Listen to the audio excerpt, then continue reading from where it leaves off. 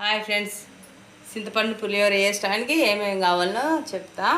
చింతపండు, కళ్యామాకు, ఎండుమిర్చి, పచ్చిమిర్చి, ఉప్పు, ఈ జీలకర్ర, ఆవాలు, మిరియాలు, ఈ పల్లీలకు బదులు ఇవి వేసుకుంటున్నా ఫ్రెండ్స్. బాదం, మళ్ళీ ఇంగువ కొంచెం వేసుకుంటే మంచిగా ఉంటుంది ఫ్రెండ్స్. నూనె, అన్నం ఎట్లా వేసినా చూద్దాం రండి. గంజు పెట్టుకొని ఇక నూనె పోసుకోవాలి. ఇంకా జీలకర్ర వేయాలి, ఆవాలు, మిరియాలు,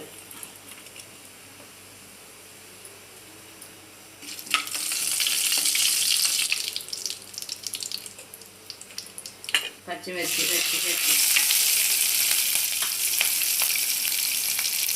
ఇవి కొంచెం మగ్గినాక ఎండుమిర్చి,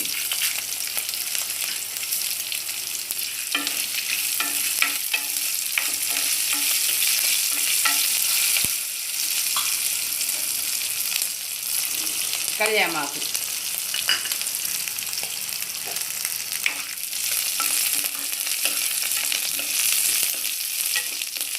బాదములు ఫ్రెండ్స్,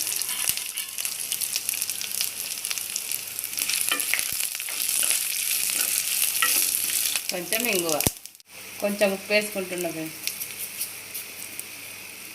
ఉప్పు కొంచెం అన్నం వేసిన, అందుకే ఇందులో కొంచెం వేసిన. ఇందులో వేస్తే ఏంటంటే మిరపకాయలకు పడుతుంది ఫ్రెండ్స్, కొంచెం మంచి టేస్ట్ వస్తుంది మిరపకాయలు తినగా. కొంచెం పసుపు ఫ్రెండ్స్, కొంచెం పసుపు ఎక్కువనే పడుతుంది.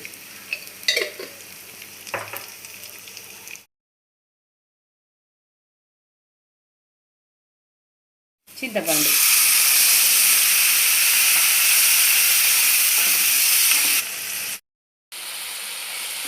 ఇట్లా ఆయిల్ సపరేట్ అయిందంటే ఇది గ్రేవీ అయినట్టే.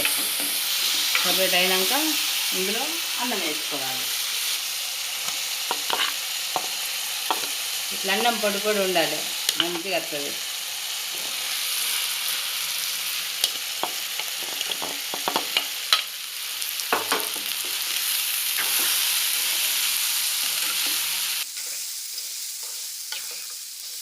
మంచిగా అంతా కలిపేటట్టు కలుపుకోవాలి.